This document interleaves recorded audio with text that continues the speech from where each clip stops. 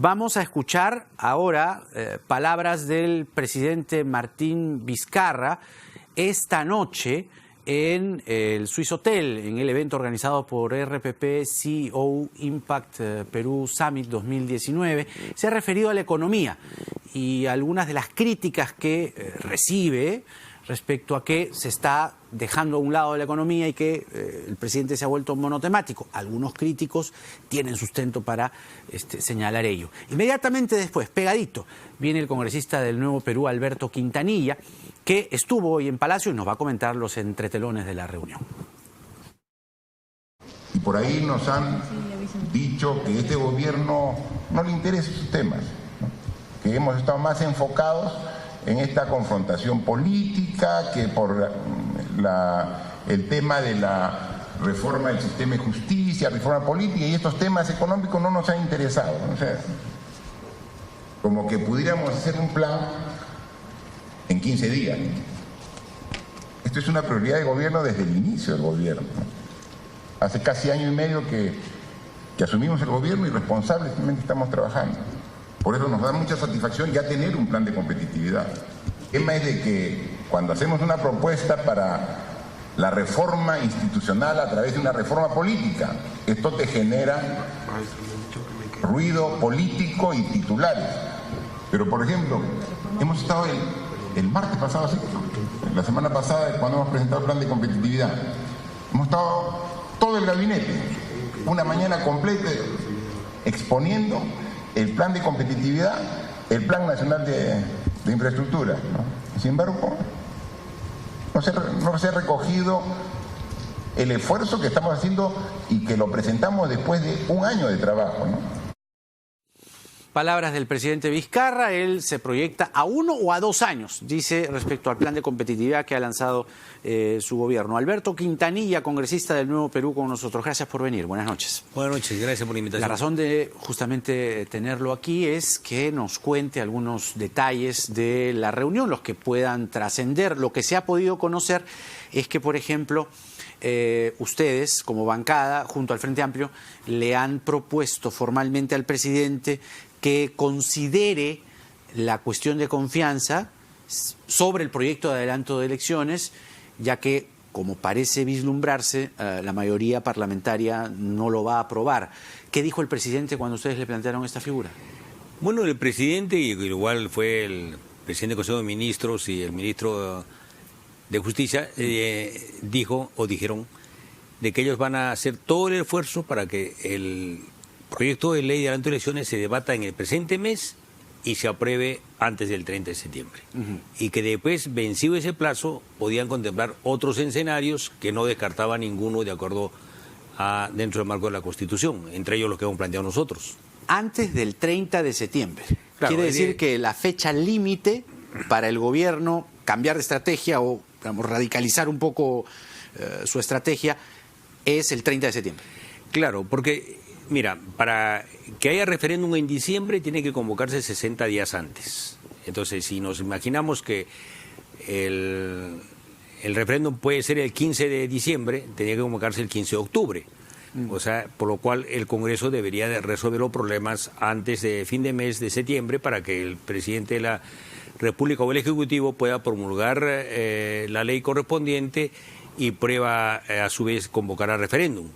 El referéndum se produce, digamos, se convoca el 15 de octubre, se realiza el 15 de diciembre y después del resultado tiene que convocarse 120 días antes, eventualmente a las elecciones que se plantean para el 19 de abril de 2020. Entonces, más o menos los tiempos están calzando ya cada vez más estrechos, claro. Porque hay que reconocer de que ya hemos perdido, por diversas razones, todo agosto, 30 días, y si perdemos 15 días más, casi es ya inviable entre los plazos, ¿no? Ahora, lo que usted nos señala es que tanto el señor Vizcarra, el presidente, como el premier y el ministro de Justicia no se distancian de ninguna opción, incluso hacer cuestión de confianza para que el Congreso la apruebe o la niegue y de ahí promover o declarar la disolución del Congreso. ¿En esos términos es que se ha conversado? No, se dijo, digamos, que eso nosotros, en ese sentido lo hemos planteado nosotros. ¿Qué le han y planteado? También el Frente Amplio. que contemple la posibilidad de esa cuestión de confianza para que si se le niegan se disuelva el Congreso. Claro, pero ¿él qué dijo ante esa opción? Él dijo, digamos, que no descartaba ninguna de las posibilidades de acuerdo a la Constitución, pero cualquier otro escenario iba a contemplarlo después de que venza el plazo del planteamiento inicial, que es el que se adelante las elecciones vía aprobación del Congreso, para que voten en el Congreso y se convoque a un referéndum. Dijo, mientras no se vence el plazo, no contemplamos ninguna otra posibilidad, porque eso sería, digamos, ya admitir que que no va a proceder. Y ellos confían, dijeron, de que se apruebe en el tiempo correspondiente. ¿Y usted confía o no? Yo no confío. O sea por que eso es que vamos a llegar a un escenario dramático y radical.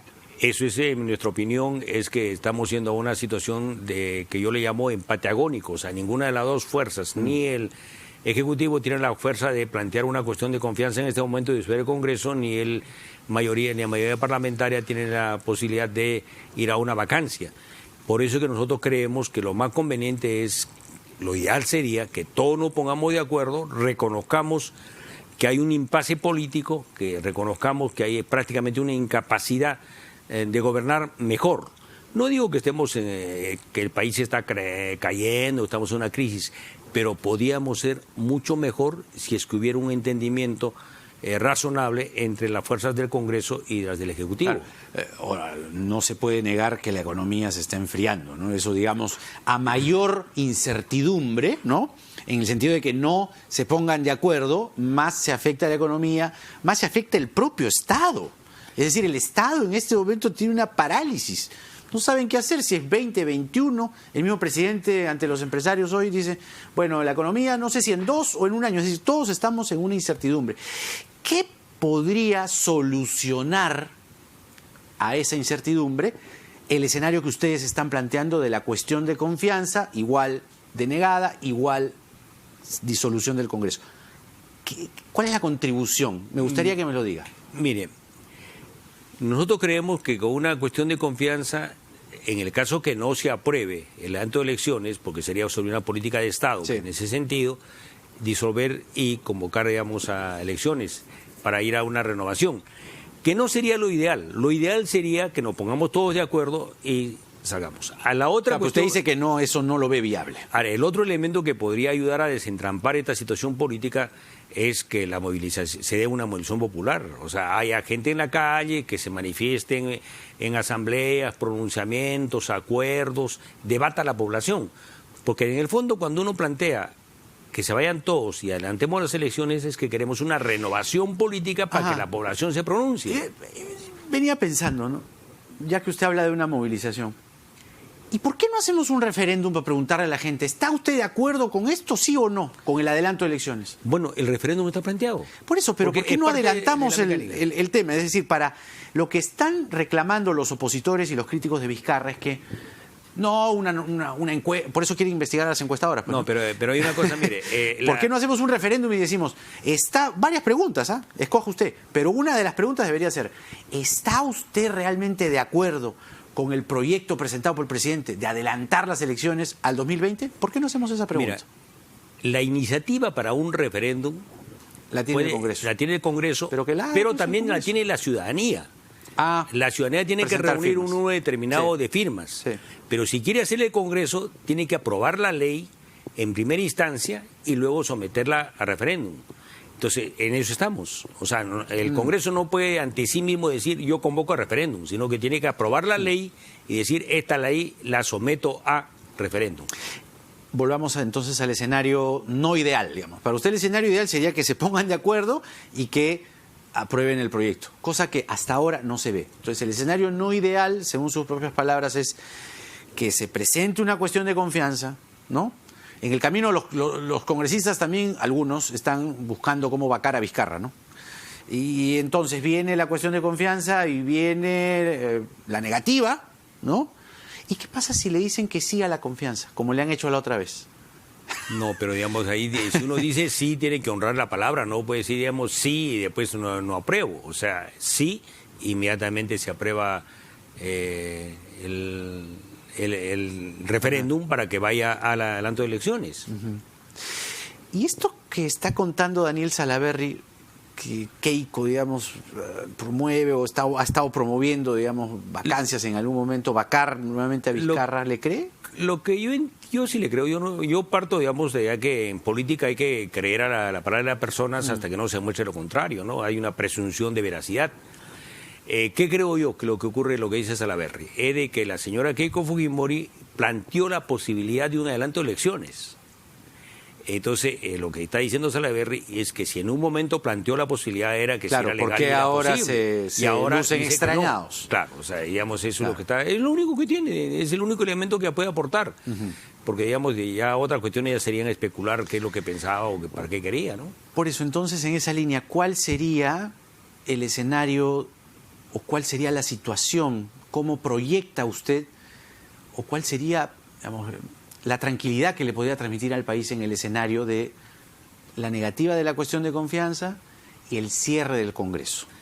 Mire, yo creo que el escenario ideal sería que nos pongamos todos de acuerdo y tratemos la cosa. Vamos por el otro. Eso es ya difícil. Sí. El segundo lugar, el otro escenario, que también es conveniente, es, digamos, una cuestión de confianza, se le niega, disuelve el Congreso y convoca elecciones. Y puede ahí plantear la necesidad de las elecciones en su conjunto, porque la Constitución dice se convoca elecciones, pero no dicen solo se convoca de tal o cual poder, puede plantearse en su conjunto. Y el otro escenario, lo que yo he leído, no sé, dígame usted, es dígame, que habría que convocar elecciones para completar el mandato congresal.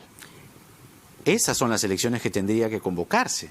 Pero decíamos, ahí hay una situación de interpretación y es una decisión política. Miren, sobre lo jurídico, dentro de lo que manda la Constitución y la ley, estaría, digamos, lo conveniente. Y en ese caso, digamos, el presidente de la República podía plantear la necesidad de una convocatoria, no solo de tanto elecciones para el Congreso, sino también para el Poder Ejecutivo. Dice usted, ya, pero entonces ahí tendría que hacerse, aprobarse, o quizá a través de un decreto de urgencia, porque en la disolución del Congreso funcionaría la comisión permanente. Yo no sé qué tanto rango tiene una comisión permanente para aprobar una disposición así para adelantar las elecciones. La comisión permanente podría aprobar previo de que sea una decisión del Ejecutivo, porque lo que va a marcar a la comisión permanente es una acción de control para que las decisiones del Ejecutivo se enmarquen dentro de la Constitución. Y si eso es posible, si eso tendrá la Constitución, puede aprobarlo.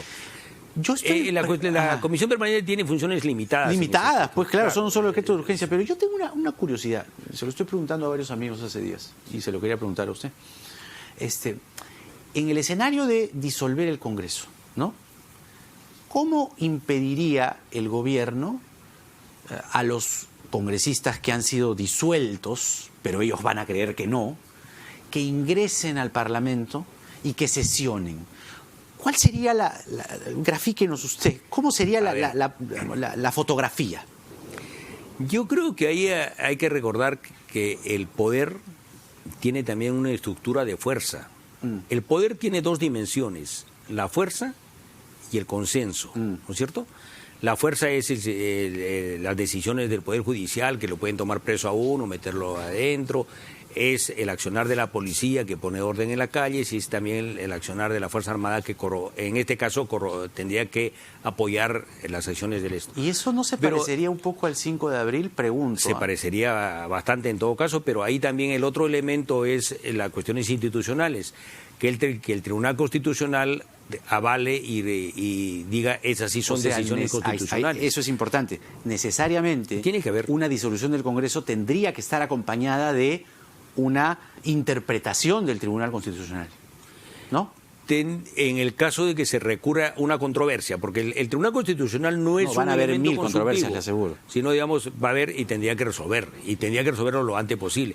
Ciertamente es un escenario no el más conveniente, porque el otro escenario ya peor, perverso, es, en mi opinión, que sigamos 2 años más hasta el 28 de julio del 21 en una situación aquí agónica de práctico empate. Es más o menos como si dos borrachitos se comienzan a pelear en la calle y ninguno lo logra noquear al otro, mire, y están ahí media hora. Esto es como que al divorcio no firman el papel y nosotros que somos los hijos estamos viendo cómo se pelean todos los días. Exacto. Es terrible. Es terrible. Pero la foto, se ha dado cuenta que sí se parecería un poco, ¿no? Eso me preocupa. Y yo creo que me se preocupa parece por la imagen internacional, digamos. O sea, por eso es que tenemos, ver tanquetas, congresistas atajados, eso es como que se parecería yo creo mucho que sería al 5 de funesto. abril. Yo creo, digamos, que lo que hay que tener en cuenta es, hay una situación de impasse, sí. El Poder Ejecutivo no puede gobernar porque no tiene un partido sólido, no tiene una bancada sólida. El Legislativo tiene una mayoría que está entorpeciendo y que tiene el error conceptual de querer gobernar a partir desde el Congreso, equivocadamente. Por eso es que vayamos a una solución política. Y es una situación de desprendimiento porque el presidente plantea no disolver el Congreso, sino irse también él. Lo que nosotros planteamos es que no solo se vaya el presidente, sino también nos vayamos nosotros. Claro, eso es lo que dijo también Vizcarra el 28, ¿no? Le agradezco por la entrevista, congresista Alberto Quintanilla del Nuevo Perú. Con nosotros, solución aún, todavía no hay solución. Sobre la solución a esta controversia ejecutivo-legislativo, nada está dicho. Vamos a la pausa y venimos con el regidor de la Municipalidad de Lima, el señor Jorge Valdés. Vamos a hablar de varias cosas, el litigio que ha llevado el alcalde de Lima en Miami respecto al caso Lamsac, pico y placa para camiones desde mañana y una comisión investigadora que se anuncia desde el Congreso para auscultar, o mejor dicho, hacer pesquisas muy menudas y detallistas o detallosas a Castañeda y Villarán. Nada está dicho.